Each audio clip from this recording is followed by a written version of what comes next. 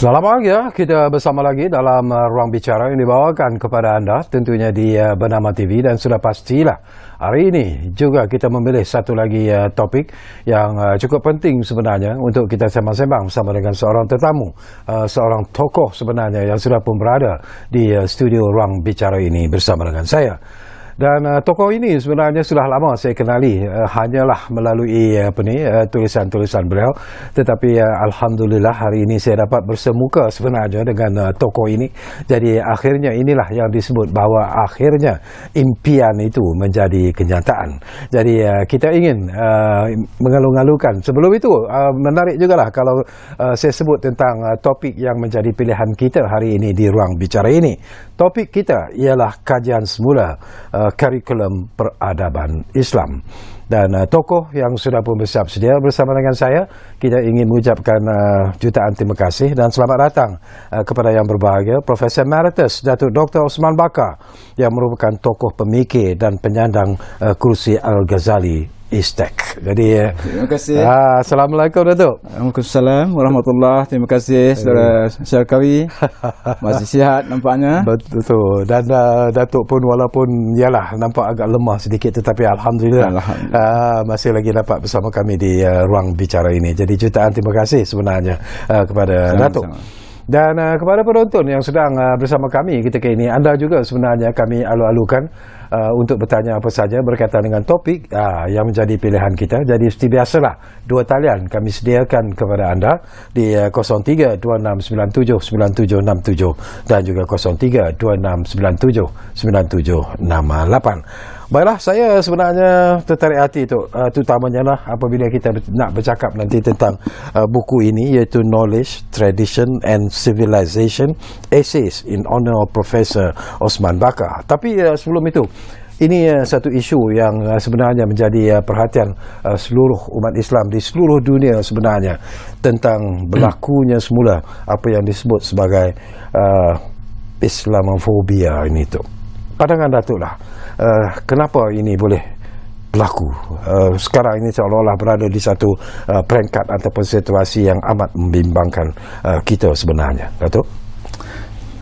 Baik, sebenarnya apa yang kita saksikan dewasa ini sebagai fenomena Islamofobia, itu adalah satu manifestasi daripada beberapa faktor yang sebagainya lama, sebagainya baru.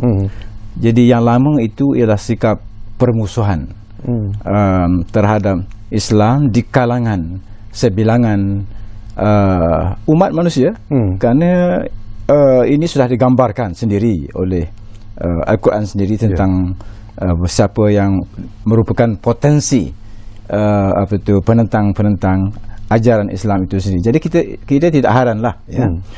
Tetapi apa yang kita lihat sebagai baru dalam konteks sekarang ini ialah sebenarnya gabungan daripada beberapa pihak yang tidak menyukai Islam atas beberapa sebab. Ada yang memberikan hujah-hujah yang berbeza-beza. Jadi sebenarnya apa yang pada keseluruhan itu disebut sebagai Islamofobia itu terbentuk daripada beberapa aliran. Misalnya ada puak-puak agama di kalangan orang Kristian di Barat yang mempunyai sikap permusuhan atas sebab keagamaan. Tetapi juga atas sebab politik, atas sebab juga sebahagian itu menyokong supaya menyokong Israel kerana mereka mahu melihat macam Armageddon, itu satu-satu puak. Jadi apapun yang secara ringkasnya, ada banyak aliran puak yang tidak menyukai Islam.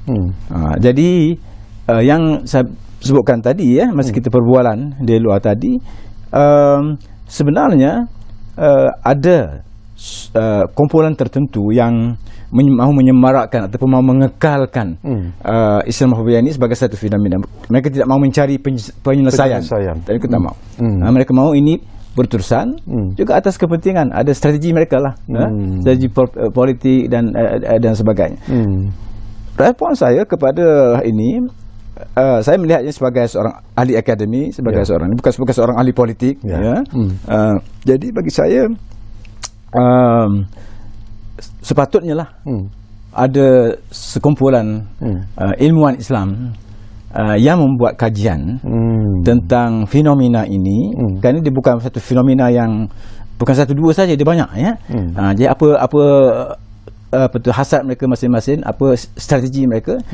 Jadi saya tak setujulah dengan satu pandangan di kalangan orang Islam, biarkan sajalah mereka, mana kita dah tahu dah mereka ni tak akan ni. Tapi saya tidak mengambil jalan tu. Bagi saya sebilangan daripada ilmuwan Islam patut mengkaji siapakah kumpulan-kumpulan yang Islamofobia ini, dan kita kenal pastikan dan ke mana dia punya yang mereka mahu tujui ya. Dan mereka sekarang ini sudah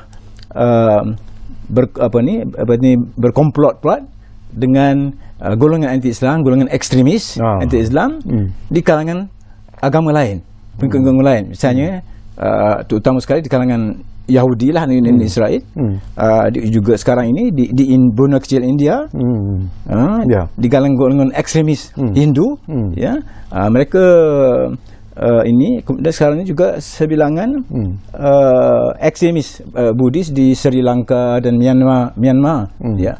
Jadi kadang-kadang mereka ini bersatu dalam hal-hal tertentu, ya, berhubungan antara satu sama lain, jadi masalahnya semakin besar lah. Macam mana? Okey, saya juga tertarik hati dengan kenyataan yang dikeluarkan oleh Yang Amat Berhormat Perdana Menteri Datuk Seri Anwar Ibrahim sendiri berkaitan dengan fenomena Islamofobia ini. Dan secara ikhlasnya lah, sebagai sebuah negara Islam yang begitu dihormati sebenarnya di Malaysia ini di peringkat antarabangsa, apakah Datuk merasakan bahawa mungkin jugalah Malaysia boleh memainkan peranan sebenarnya dalam usaha untuk menyatupadukan pemikiran negara-negara Islam secara keseluruhannya, supaya memberikan satu gambaran yang lebih jelas, supaya fenomena Islamofobia ini tidak dimainkan dengan begitu meluas dan akhirnya tidak terkawal. Ya. Betul, sebenarnya banyak pihak yang sebagainya saya kenal, ya, mana yang melihat Perdana Menteri kita sekarang, Datuk Seri Anwar, sebagai tokoh yang mampu memimpin bukan sahaja Malaysia tetapi juga umat Islam. Jadi kita tunggu sajalah di mana-mananya kemungkinan itu besar sekali. Malah sewaktu peluncuran buku ini, guru saya Profesor Syed Hussein Nanal menyebut situ dengan jelas bahawa beliau menaruh harapan yang besar bahawa insya-Allah dalam masa yang terdekat ni, dalam beberapa tahun ni, kepimpinan Datuk Seri Anwar Ibrahim dalam menerajui dunia Islam yang pecah belah, yang lemah, itu suatu kemungkinan besar. Okey, kita nak bercakap tentang buku ini sebenarnya, Datuk, iaitu Knowledge, Tradition and Civilization, Essays in Honour of Professor Osman Bakar. Apa sebenarnya kandungan buku ini yang dan paling menarik juga, ianya mendapat perhatian juga dan komen yang cukup positif daripada Yang Amat Berhormat Datuk Seri Anwar Ibrahim sendiri, dan dia mencadangkan supaya kurikulum peradaban Islam dalam pengajian tinggi ini perlu sebenarnya dikaji semula. Jadi mungkin kita boleh kongsikan intipati buku ini, Datuk. InsyaAllah. Saya melihat buku ini yang kita sebut Tashrif sebagai terbitan yang didedikasikan kepada saya atas sumbangan saya dalam bidang ilmu ketamadunan dalam tempoh 50 tahun yang lalu, sepanjang satu tempoh yang lama, ialah sebagai panduan, guide kepada generasi ilmuwan, ahli-ahli akademik, mereka yang berminat dengan bidang ilmu ketamadunan, ya, Ini yang saya melihat buku ini. Ya. Jadi ada 25 orang penyumbang daripada 12 negara. 12 negara, timur dan barat. Jadi masing-masing penyumbang ini profesor, sarjana terkemuka dalam bidang masing-masing. Mereka mempunyai pelajar ini di peringkat mahasiswa, di peringkat master PhD, ya. Jadi mereka boleh sebenarnya buku ini akan membuka jalan juga kepada mereka untuk memahami tulisan-tulisan saya yang lebih banyak lah, ya. Tulisan-tulisan saya meliputi berbagai bidang berkaitan dengan ilmu ketamadunan. Jadi ini sebagai respons daripada 25 orang penyumbang, ya. Bukan semua apa yang saya tulis dibincangkan dalam buku ini, ya. Itu pemilihan beberapa itu, ya. Jadi boleh membantulah nanti sekiranya kalau nak ubah, ya, nak dikaji semula kurikulum peradaban Islam ini, ilmu peradaban Islam, ya, dan nak jadikan sebagai panduan lah untuk menggubal kurikulum yang baru. Buku ini boleh membantu. Boleh membantu, Apa insyaAllah. sebenarnya yang memberi inspirasi dan juga ilham sebenarnya kepada Datuk untuk mengumpul bahan-bahan ini, dan kemudiannya rakan-rakan juga memberi bantuan yang cukup positif dalam menghasilkan buku ini? Apa sebenarnya yang bermain di hati kecil Datuk sendirilah bahawa masanya sudah sampai bahawa buku ini perlu diterbitkan sebenarnya? Sebenarnya inisiatif itu datang daripada rakan-rakan saya, bukan saya sendiri, ya. Sebab saya bekerja, belajar, mengajar di Amerika Syarikat agak lama. Begitu juga di UK, di England. Semua sekali 17 tahun, daripada 17 tahun saya tinggal di barat berkaitan dengan ilmu lah. Saya buat PhD, saya buat masters, PhD, saya mengajar, saya buat research. Jadi lama. Jadi di Amerika ni misalnya, di barat lah, di barat ni amnya, tradisi Fashrif ini satu tradisi yang memang semua orang tahulah, ya. Jadi di negara kita tak berapa lah. Sekali-sekali mungkin dalam bidang sastra Melayu ada Fashrif atau sekalung kenangan, sumbangsih. Tetapi kalau di barat itu, terutama di kalangan profesor senior yang kanan, ya, yang sudah besar tapi masih hidup, kerana Fashrif ini untuk yang masih hidup. Kita tahu yang ada satu jenis lagi sumbangan tu setelah orang tu dah meninggal, kita nak mengenang atas jasanya. Tapi Fashrif ni lain sikit. Fashrif ni yang nak diraikan itu, yang nak dihormati itu masih lagi hidup.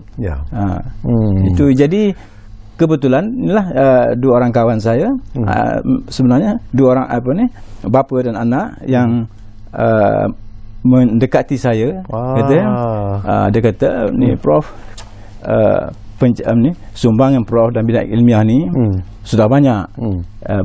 Mengapa tidak kita buat satu Fashrif? Ya. Itu yang terjadi. Saya tidak tolak lah, ya. Saya terima itu, bincangkan, lalu membincangkan, kena carilah seorang editor yang bagus, yang baik. Itu dia. Dan satu lagi, saya juga baca sebenarnya latar belakang Datuk lah, memang hebat sekali lah kalau kita lihat daripada pencapaian telah pun Datuk cipta sebenarnya. Tetapi yang menyentuh dan sesuatu yang ingin saya tanya Datuk sebenarnya. Kalau lihat daripada latar belakang Datuk, beliau ialah Datuk melanjutkan pelajaran di Universiti London di peringkat ijazah sarjana muda dan juga ijazah sarjana sains dalam bidang matematik. Bagaimana Datuk beralih sebenarnya daripada matematik itu kepada bidang yang mungkin totally different daripada apa yang Datuk mulai sebenarnya? Banyak orang tanya yang ni, soalan ni. Tapi kalau saya nak cerita panjang lah ya. Tak apa tu. Ya? Kita kongsi-kongsi yang penting itu. Tapi ginilah, saya punya cita-cita hidup saya, falsafah hidup saya ialah untuk berkecimpung dalam bidang ilmu pengetahuan, untuk menjadi untuk mengembara sebenarnya, satu dalam dunia ilmu pengetahuan. Jadi kalau dilihat daripada peringkat awal lagi, daripada sekolah lah, kebetulan dia punya itu bertitik tolak dari situ, dari sekolah lagi, di sekolah tu yang saya minati dan juga yang saya paling bagus lah dari segi prestasi saya ialah dalam bidang matematik. Itu daripada awal sampai ke universiti bidang matematik. Tapi ini bukan matematik yang orang cakap sekarang lain. Approach-nya lain. Itu matematik yang ini bukan jenis matematik objektif, ujian objektif, pilih beri jawab A, B, C, D yang mana betul. Bukan itu. Dia sebab betul-betul melatih kita untuk menyelesaikan problem. Kan dilatih. Itu yang saya cukup suka cerita jadi itu makna kita cuba menyelesaikan problem-problem matematik ini sebanyak yang mungkin. Lagi banyak kita selesaikan, lagi kita gembira kita punya ni jadi di peringkat sekolah kemudian bila saya sebab itu saya melanjutkan di peringkat universiti dalam bidang matematik. Dan saya agak ni istimewa sikit lah mana sebab saya merupakan dalam batch kumpulan yang pertama yang terakhir di University London, yang seluruh mata pelajaran 3 tahun saya punya degree pertama itu ialah dalam bidang matematik, tulen dan amali. Matematik, tak ada yang lain. Saya tak belajar yang lain, tapi matematik saja. Dan saya batch yang terakhir tu Kemudian saya buat masters juga matematik. Dan kemudian saya lanjutkan pelajaran dalam PhD, di peringkat PhD. Di situ yang saya timbul satu perkembangan dalam hidup saya, di mana saya mula selepas saya semasa saya membuat masa itu, saya menaruh minat terhadap falsafah dan terhadap agama. Dua-dua ni tak dipisahkan. Agama dan falsafah. Jadi oleh kerana terlalu minat saya itu sudah begitu mendalam jadi saya buat keputusan yang merubah hidup sepanjang hidup saya lah maknanya saya pergi untuk buat PhD dalam bidang falsafah dan sejarah sains. Falsafah dan sejarah sains khas dalam tamadun Islam. Dalam tamadun Islam. Tetapi saya tak dibenarkan oleh pihak penaja saya, Universiti Kebangsaan. Saya disuruh pulang. Saya pulanglah saya pulang. Jadi hanya 8 tahun kemudian baru saya dapat melanjutkan pelajaran dapat PhD dalam bidang yang saya minati, iaitu falsafah sains. Itu yang berlaku. Selepas itu berkembanglah minat tu. Research saya, penulisan saya dari satu bidang ke satu bidang yang lain. Baik, kita nak bincang tentang topik yang menjadi pilihan kita lah tu iaitu kajian semula kurikulum peradaban Islam. Dan kenyataan ini juga telah pun dikeluarkan oleh Yang Amat Berhormat Perdana Menteri Datuk Seri Anwar Ibrahim. Kita juga nak tahu sebenarnya secara ikhlas daripada Datuk sendirilah, bila kita bercakap tentang kajian semula kurikulum peradaban Islam, apakah mungkin kurikulum yang sedia ada ini sebenarnya saya tak gunakan istilah gagal, tetapi tidak mencapai seperti apa yang kita mahukan. Di mana kelemahannya sebenarnya? Baik, izinkan saya cerita sedikit tentang latar belakangnya. Sebenarnya saya terlibat, boleh katakan sekarang ini 25 tahun kemudian sejarah seolah macam berulang. Tahun 1997, 25 tahun yang lepas, Datuk Seri Anwar Ibrahim pada masa itu timbalan Perdana Menteri. Dia mengarahkan, dia mahu melihat supaya mata pelajaran tamadun Islam dan tamadun Asia itu diwajibkan ke atas semua pelajar IPTA akademik. Pada masa itu mula-mula dengan IPT awam, IPT awam. Dan Datuk Seri Anwar arahkan Menteri Pendidikan pada masa itu, Datuk Seri Najib, supaya memastikan ini dilakukan. Saya dapat terima surat daripada Datuk Seri Najib melantik saya sebagai pengurusi jawatan kuasa induk yang untuk nak menjalankan ini. Pada masa itu saya timbalan Naib Chancellor Akademik dan Penyidikan Universiti Malaya. Universiti Malaya dijadikan pusat untuk untuk melaksanakan agenda ini.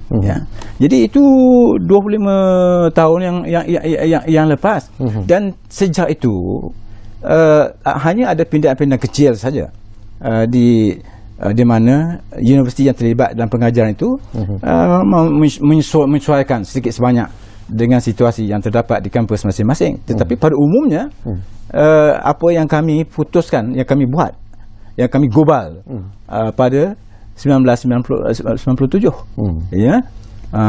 Jadi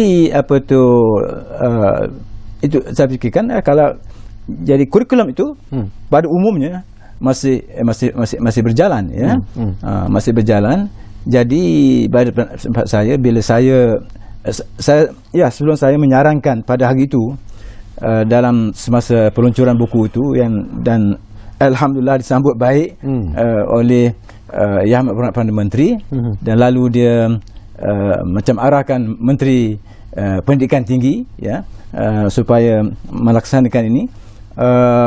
Saya dapati setelah 25 tahun wajar dikaji semula. Mengapa? Dalam tempoh 25 tahun itu banyak fenomena ketamadunan, fenomena peradaban baru. Termasuklah fenomena Islamofobia, dan pada umumnya fenomena keganasan ekstremisme keagamaan. Ini suatu yang mempunyai implikasi ketamadunan. Jadi kemudian katakan kemudian dalam bidang dalam bidang teknologi kita lihat nilai-nilai etika itu, nilai akhlak yang dipertahankan oleh tamadun tradisional, itu sudah dipinggirkan. Sudah dipinggirkan. Maknanya kalau dulu aktiviti sains teknologi ini tidak terpisah daripada nilai-nilai etika, nilai-nilai kemanusiaan. Tapi pada zaman sekarang itu sudah diketepikan. Orang hanya melihat dari segi keuntungan, dari segi kebendaan. Jadi misal satu contoh lagi sekarang ini yang penting ialah artificial intelligence, kecerdasan buatan, itu besar implikasinya kalau tidak tertakluk kepada nilai-nilai kemanusiaan, nilai-nilai akhlak, itu isu ketamadunan, jadi itu atas sebab itu saya berpendapat bahawa kita perlulah yang keduanya keberkesanan pengajaran ilmu ini. Ada banyak sebab mengapa ini yang kalau kaji, di antara yang perlu dikaji semula, maknanya apakah kita nak pertahankan dasar lama, iaitu dasar mewajibkan kepada meneruskan dasar itu. Semua pelajar di IPT perlu mengambil kursus ini. Banyak orang mengkritik ini ya. Sebab dia punya logistik yang cukup besar. Apatah lagi kalau 25 tahun dulu masalah besar kita hadapi, apatah lagi sekarang dengan bilangan mahasiswa yang berganda-ganda lagi ya. Jadi susah. Kalau pada pendapat saya lah, saya tidak bercakap bagi pihak siapa-siapa atas sifat peribadi. Saya merasa ini perlu dikaji, dipandang lagi serius. Bagi saya yang kita perlukan ialah mereka sebilangan yang besar, bilangan rakyat kita, warga negara kita yang mempunyai pengetahuan tentang ilmu peradaban ya. Jadi kalau kita katakan kita buka kelas ini, kursus ini hanya untuk mereka yang berminat saja. Saya bilangan yang berminat itu banyak, ramai. Ya. Apatah lagi kalau kita ubah, kita pindah kurikulumnya menjadikannya lebih menarik dengan pedagogi yang terbaru, apatah lagi dari segi teknologi pendidikan, informasi teknologi dengan perkembangan yang canggih semua ini, kita boleh menggubal, kita boleh menyediakan bahan kuliah dengan cara yang lebih menarik, lebih menarik lagi. Betul. Satu lagi, kita mesti tonjolkan kerelevanan tamadun Islam yang lepas itu kepada situasi sekarang. Apa kerelevannya? Sebab tamadun Islam ni bukan satu tinggalan sejarah yang mati. Tidak, dia masih hidup. Mungkin kurang cergas dinamik, tapi tamadun Islam masih hidup. Jadi saya fikir kita perlu kemukakan, kita maknanya kita gali khazanah hikmah ilmu dalam tamadun Islam tu. Kerana ada nilai-nilai yang boleh kita pelajari daripada khazanah itu. Malah saya berpendapat bahawa kalau kita banyak penemuan-penemuan hikmah dalam tamadun Islam itu yang boleh kita hidupkan semula, tetapi diolah dalam bahasa yang difahami oleh generasi sekarang. Itu yang penting. Okey, baik, kita akan sambung lagi Datuk, tapi seperti biasalah kita diarah untuk berehat dulu buat seketika. Sekurang-kurangnya Datuk juga boleh minum-minum dulu. Tapi sebelum kita berehat, kita ambil satu panggilan yang ada di talian kita sekarang ini. Ramza difahamkan dari Kelantan, difahamkan sudah pun ada di talian kita sekarang ini. Assalamualaikum Ramza. Assalamualaikum. Waalaikumsalam. Waalaikumsalam. Mula-mula saya ingin mengungkapkan ayat daripada Surah Al-Qasas ayat 77. Surah Al-Qasas ayat 77. Dan 77. Yang bunyi A'udzubillahi minasyaitonirrajim. Wabtaghi fima ataka Allah ad-dar wabtaghi fima ataka Allah ad-dar al-akhirah ولا تنس نصيبك من الدنيا وأحسن كما أحسن الله إليك الآية. Adakah mula-mula saya ingin mengupakan tentang ahsin. Ahsin adalah fi'il amri, daripada fi'il madi, ahsana yusin ihsanan. Adakah Datuk Osman bersetuju bahawa ahsan yusin ihsanan adalah satu sifat peradaban Islam, iaitu bersebenar dengan konsep yang dikemukakan kerajaan perpaduan ahsan. Adakah ahsan ini adalah pemuncak daripada segala sifat yang sifat yang dikemuka oleh kerajaan Madani, iaitu yang paling kemuncak. Ahsan satu perkara itu al-miskin paling baik. Yang kedua adakah ahsan suatu ahsan daripada fi'il amri yufidu wujud, mana wajib kita melakukan perkara itu dengan sebaik-baiknya. Saya ulang, adakah Datuk Dr. Osman bersetuju bahawa peradaban Islam adalah bersesuaian dengan konsep muka kerajaan Poland, itu adalah konsep. Adakah yang kedua adalah adakah proses ihsan itu paling puncak, paling puncak daripada segala sifat itu. Adakah Datuk konsep ihsan itu paling puncak? Boleh faham? Baik, terima kasih. Ramza dari Kelantan. InsyaAllah kita akan dapatkan respon nanti daripada tetamu kita di studio. Apapun, kita berehat dulu buat seketika. Anda kembali semula sebentar saja lagi bersama kami di Ruang Bicara yang kami bawakan kepada anda. Mana lagi tentunya Bernama TV. Kita jumpa lagi selepas ini.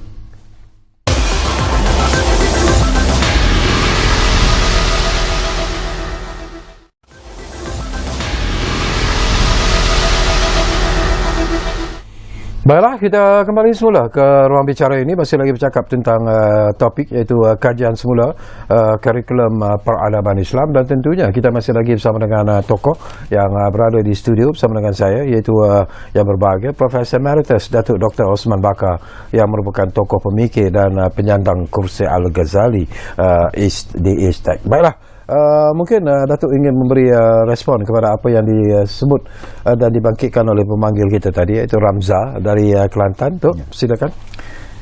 Baik, kepada saudara Ramza dari Kelantan.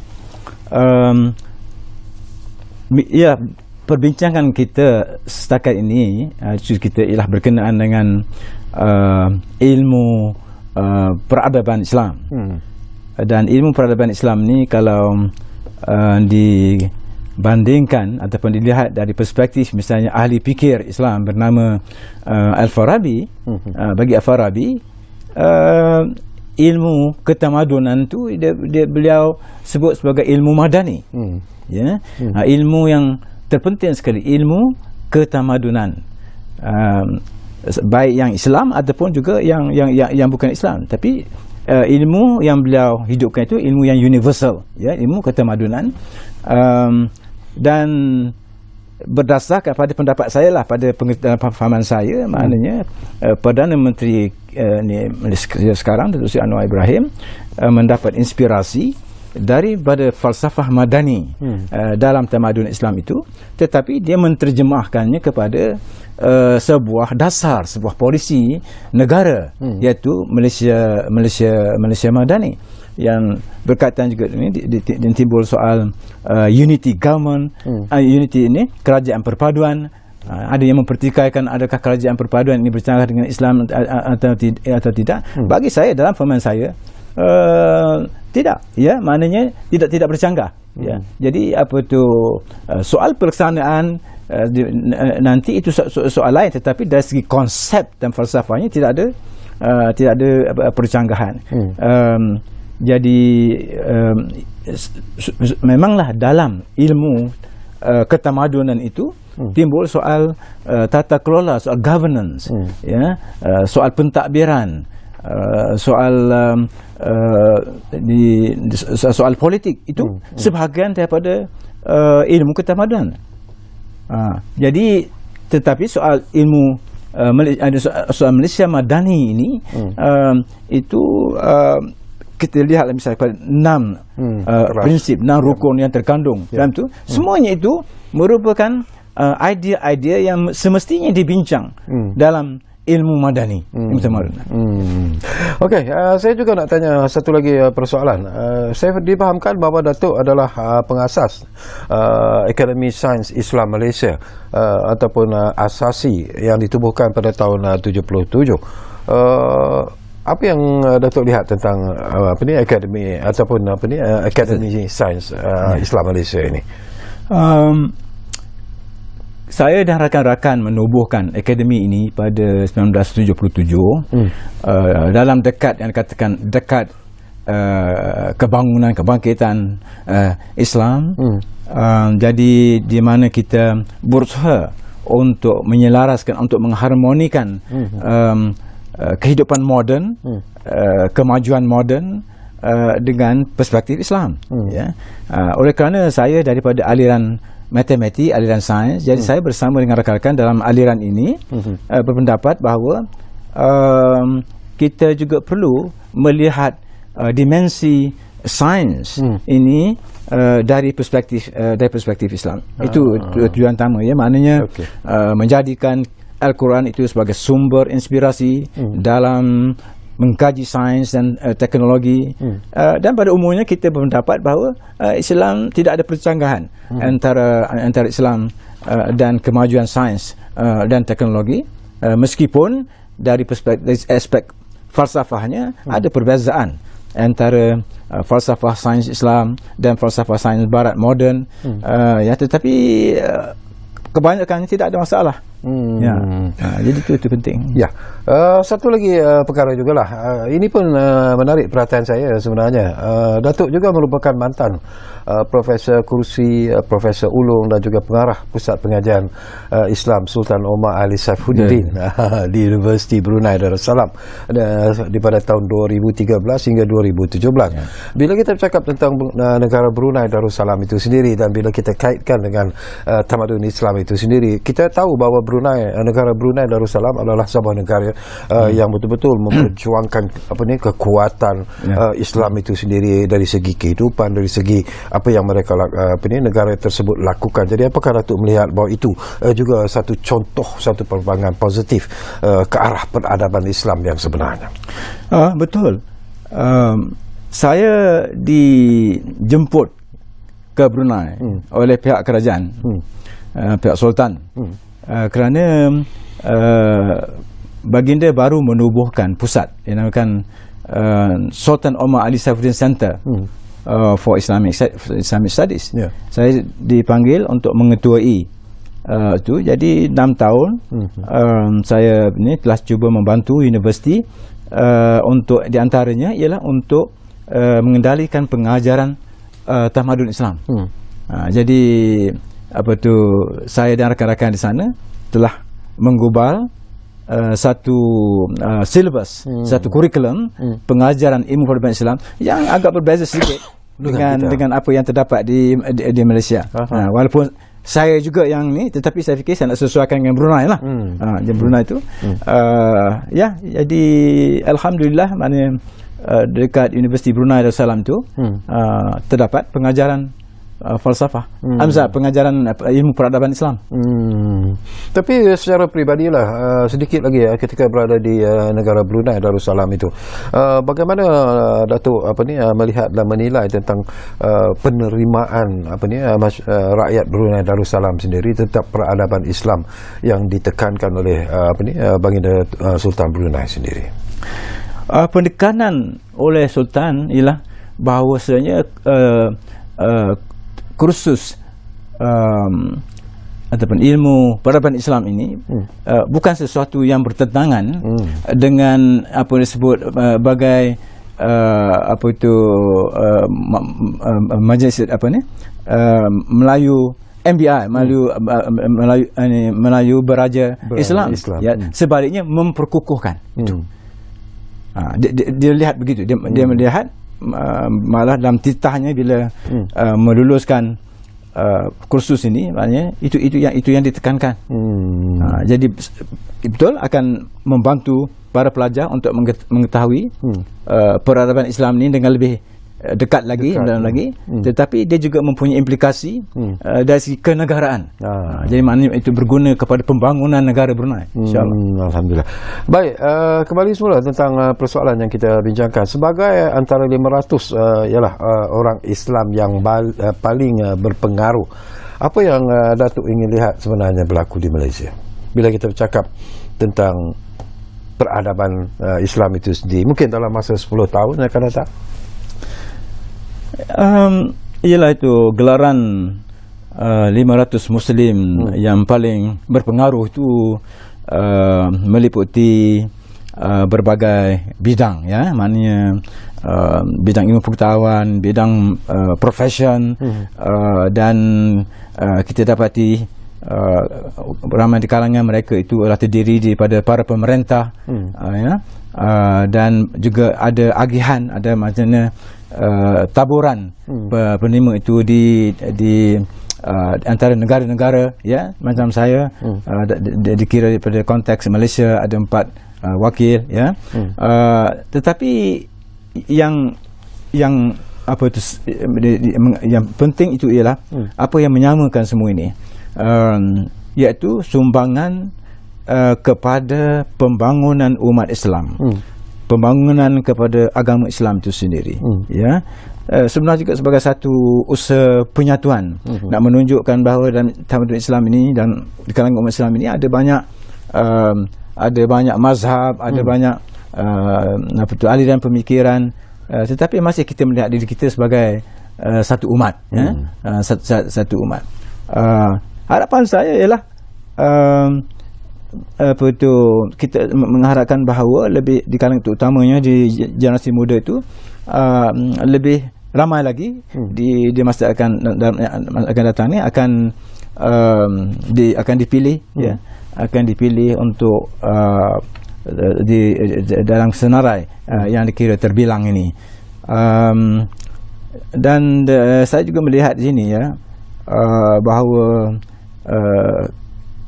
saya ingin melihat macam ada satu perubahan mindset lah, katakan kerangka berfikir kita, supaya kita lebih melihat keluar. Misalnya kita harus berfikir secara lebih universal, sejagat, bukan kepuakan. Kita harus menunjukkan sikap inklusif.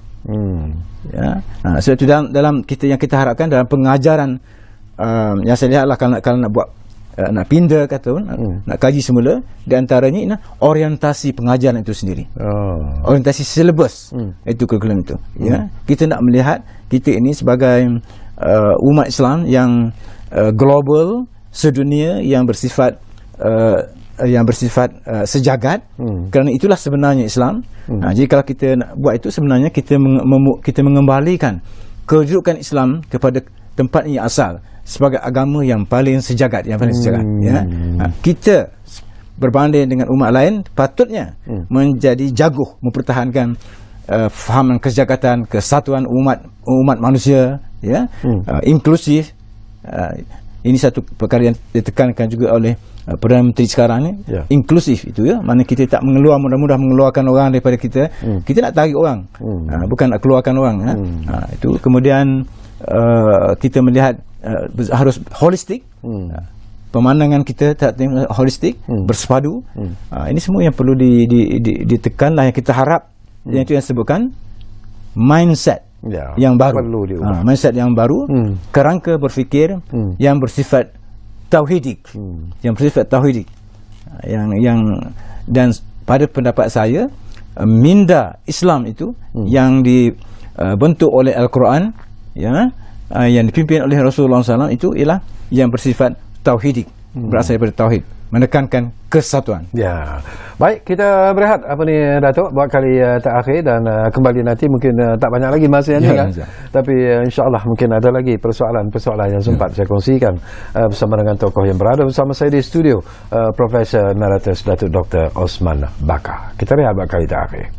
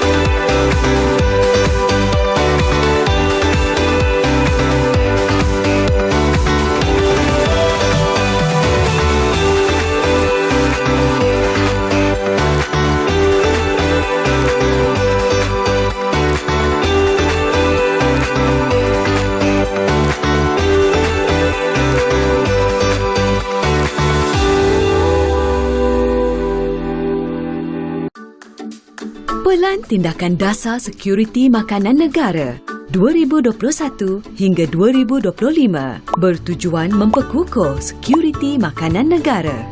Berikut langkah proaktif menangani isu bekalan harga makanan. Pelaksanaan stok simpanan ayam menerusi Lembaga Pertubuhan Peladang. Mempermudahkan proses pembayaran tuntutan subsidi harga ayam dan telur. Memudah cara prosedur import melalui penangguhan fee permit dan mewujudkan laluan pantas barangan makanan haiwan. Memperkasa pemasaran dan pasaran oleh persatuan nelayan. Mempergiat kempen makan ikan segar beku dan air tawar. Memperkukuh rantaian pengeluaran hasil pertanian komuniti. Menjadikan aktiviti pertanian komuniti sebagai usaha ke arah sekuriti makanan negara.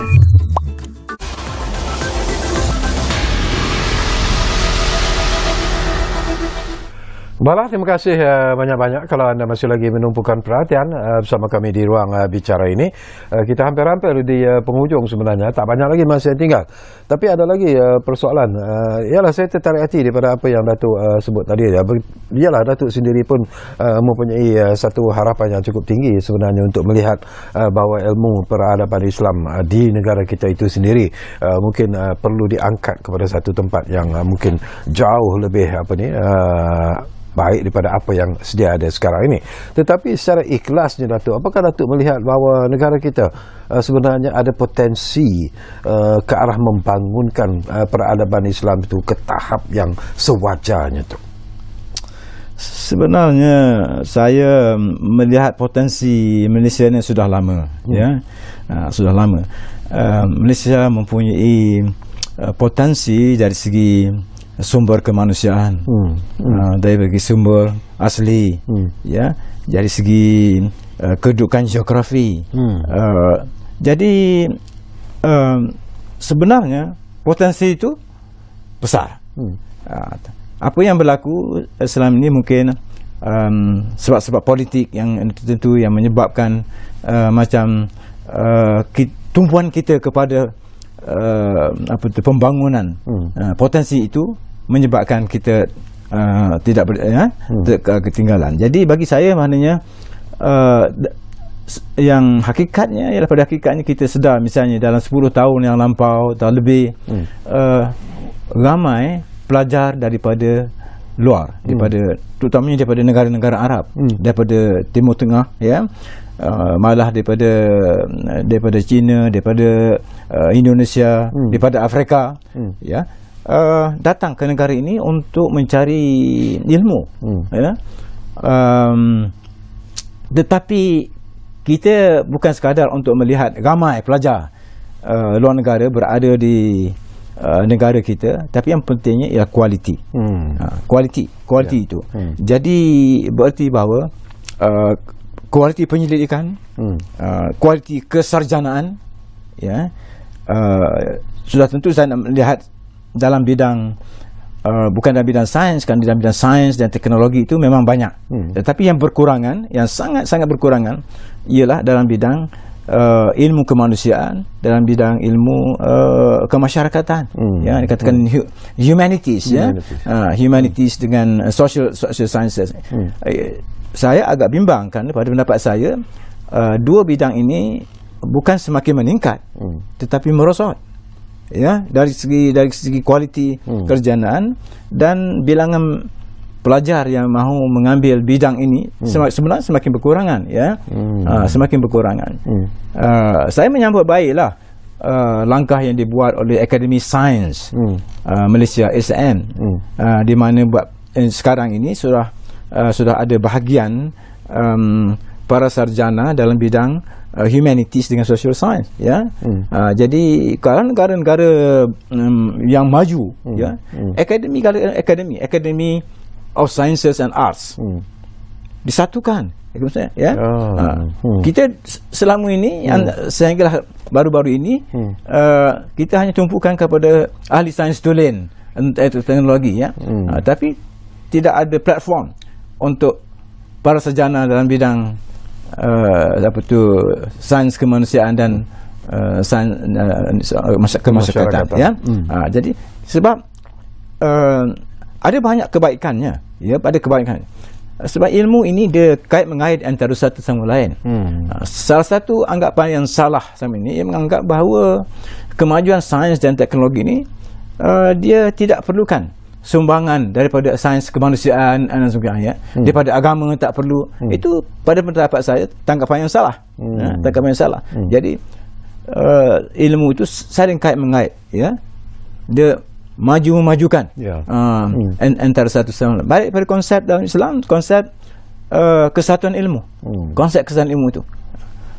Jadi itu yang kita nak lihat, maknanya potensi itu dari situ ya, kita maju dalam semua bidang ilmu pengetahuan, bukan dalam bidang kejuruteraan saja atau perbuatan saja, tapi bagaimana pula dengan ilmu politik, ya, siapa tokoh politik antarabangsa yang kita hasilkan selama ini, ya, siapa tokoh ahli falsafah yang kita lahirkan selama ini, ya. Macam itulah yang saya lihat. Baik, kita hampir-hampir di penghujung sebenarnya Datuk ya, ada lebih kurang 3 minit saja lagi masa. Apa lagi yang ingin Datuk sampaikanlah di penghujung program Ruang Bicara ini bila kita bercakap tentang kajian semula kurikulum peradaban Islam ni? Silakan Datuk. Saya berharap akan disegerakan usaha untuk menjalankan penilaian semula kurikulum ini, sebab kita perlu rancang betul-betul, dan yang kita harapkan ini ialah kualiti, bukan kuantiti. Jadi yang kita ingin lihat mutu kualiti ilmu peradaban Islam itu semakin meningkat. Bukan kerana soal paksa ni bagi saya dia tak akan membantu ya. Biar kita latih orang yang berminat, kita beri ilmu kepada orang yang berminat, mulai kita sehinggalah kemudian satu tahap kemudian di mana kita boleh perluaskan lagi kepada yang lain ya. Satu lagi saya harapkan kaji semula itu bukan hanya untuk kursus yang sekarang ini diwajibkan, tetapi juga kursus-kursus elektif yang terdapat di peringkat jabatan, di peringkat fakulti. Mereka juga menjalankan kegiatan menjalankan pengajaran, penyelidikan. Jadi itu pun kita perlu ya. Jadi supaya ilmu pengajian Islam di peringkat tinggi di negara kita ini sesuatu yang kita dapat banggakan, insya-Allah. Okey. Baik, kalau ikut masa ada lagi 2 minit tau tu. Masya-Allah. Tapi kadang-kadang ialah seruan Datuk sebenarnya kepada generasi muda yang mungkin melihat ilmu-ilmu yang berkaitan dengan pengajian Islam, ilmu-ilmu yang berkaitan dengan peradaban Islam itu dikatakan tidak ada potensi ataupun tidak ada masa depan dan sebagainya. Secara kawi. Saya melihat sebenarnya ini generasi muda ini sebenarnya berminat, ya, asalkan caranya betul, pendekatannya betul, ya, apa yang menarik kepada mereka. Saya beri satu contoh ya, sesuatu yang saya ambil daripada peradaban Islam. Buku saya yang terbaru, iaitu Environmental Wisdom for Planet Earth, Islamic Legacy. Idea-idea itu semuanya daripada zaman silam, daripada ahli fikih Islam dahulu, ya, hikmah alam sekitar. Kan ini isu kita sekarang ni, ilmu planetary, health and so on. Jadi saya dapati sambutan daripada generasi muda terhadap buku itu, ya, merupakan idea-idea daripada tamadun Islam. Semuanya menarik ya. Mereka tertarik. Itulah yang kita nak bawa ni dalam pengajaran tamadun ilmu peradaban Islam ni, ya. Jadi kita tak mahu mengkaji perkara-perkara yang lama skala belajar, nama tokoh zaman silam, bila dia dilahirkan, bila dia mati, apa yang berlaku. Ini tak menarik ya. Yang menarik tu apakah yang berlaku dalam tamadun Islam di masa lalu yang masih relevan kepada kita sekarang. Itu yang penting sekarang ini. Dan kita harus bincangkan bagaimana dengan masa depan kita. Itu kita nak kaji tu. The future of our civilization. Betul. Okey Tok, terima kasih banyak-banyak kerana sudi bersama kami di Ruang Bicara ini. Banyak lagi persoalan yang ingin saya kongsikan bersama dengan berbagai Datuk, tapi biasalah tu ya, 1 jam tu walaupun kita agak pada mulanya panjang, tapi sebenarnya sentiasa tidak mencukupi ya, terutamanya bila kita menyentuh tentang topik-topik seperti ini. Apapun kami cukup terima kasih atas kesudian Datuk bersama dengan kami di Ruang Bicara ini, dan juga kita ingin mengucapkan terima kasih kepada anda yang mungkin menumpukan perhatian bersama kami di Ruang Bicara ini, dan sesuatu yang kami terus janjikan kepada anda, Ruang Bicara akan terus berbicara bersama anda dari masa ke semasa. Kita jumpa lagi. Assalamualaikum. Waalaikumsalam.